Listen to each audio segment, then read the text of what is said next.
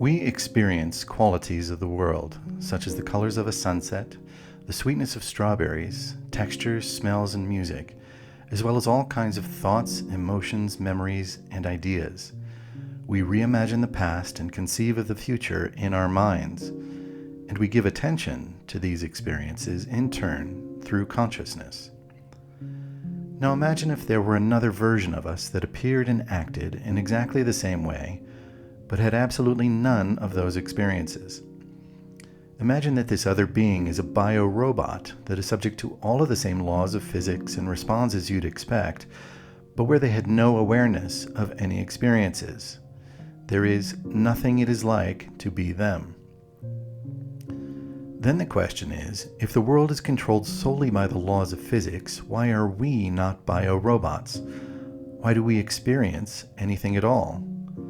Why does the world have qualities instead of just quantities?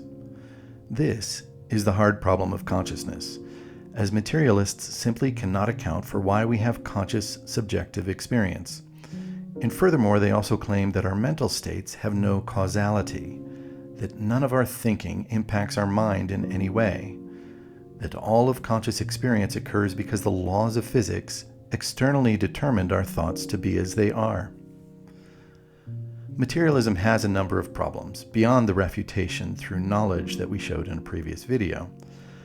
Another problem is that according to materialism, we must have evolved conscious experience because of beneficial mutations.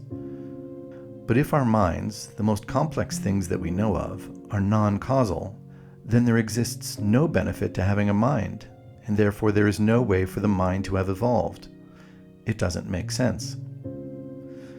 Thirdly, consciousness is so problematic for materialists that some even claim that it doesn't exist. Imagine that. Every experience that you have ever had or ever will has occurred utilizing your conscious attention, and some claim that it is an illusion.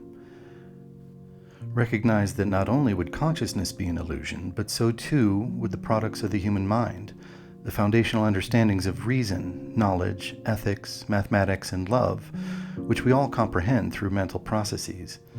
If they are in fact hallucinations, they would have no causal power, no impact, which would undermine the foundations of all of human society, progress, and self-understanding.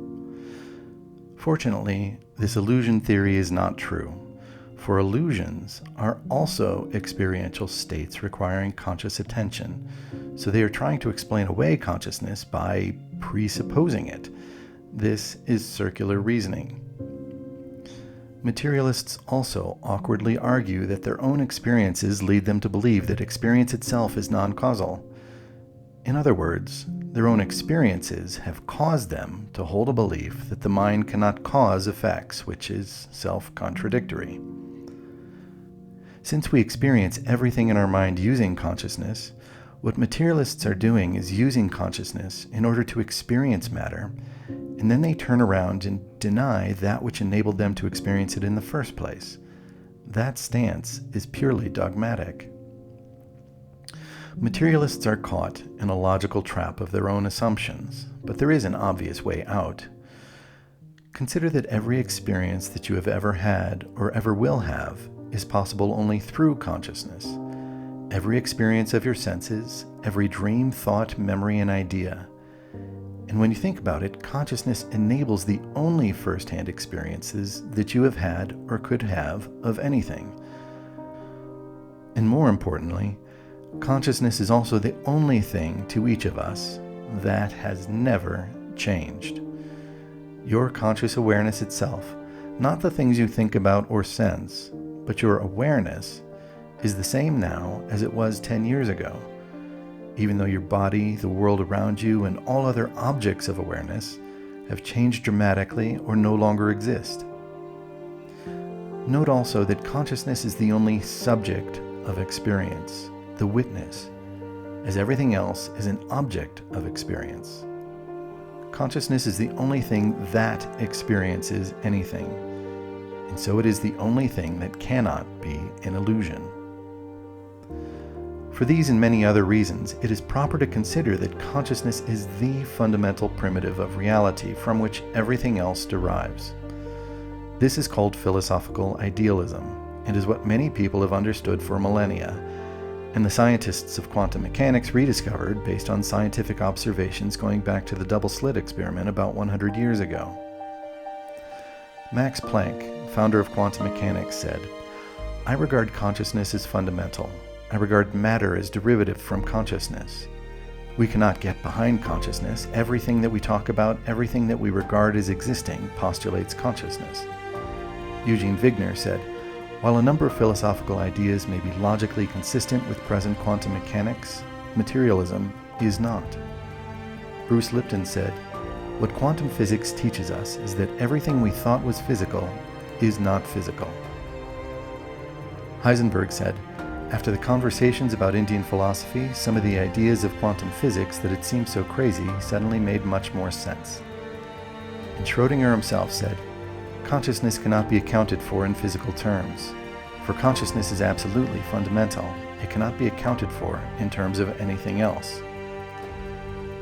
If it is fundamental, the hard problem of consciousness disappears, for it is only in insisting that consciousness derives from the physical that the hard problem exists at all. Materialists' inability to explain consciousness in terms of physical phenomena is because consciousness is required for all that we have ever experienced or ever will. When consciousness is viewed as the fundamental ontological primitive, not only does the hard problem of consciousness disappear, but so too do any difficulties understanding the place of reason, knowledge, ethics, mathematics, and love, as they all presuppose and require consciousness. To summarize, in a materialist world, consciousness is the one thing that we would not expect to find, as it would serve no purpose. But in a philosophical idealist world where consciousness is fundamental, it would be the first thing that we would expect to find. And so it is that each and every one of us has our own direct proof of consciousness. And when you stop directing attention to any and all objects of experience in your mind, an act of not doing, you find that you are one with unchanging consciousness. Give it a try. And don't forget to subscribe to Consciousness Squared.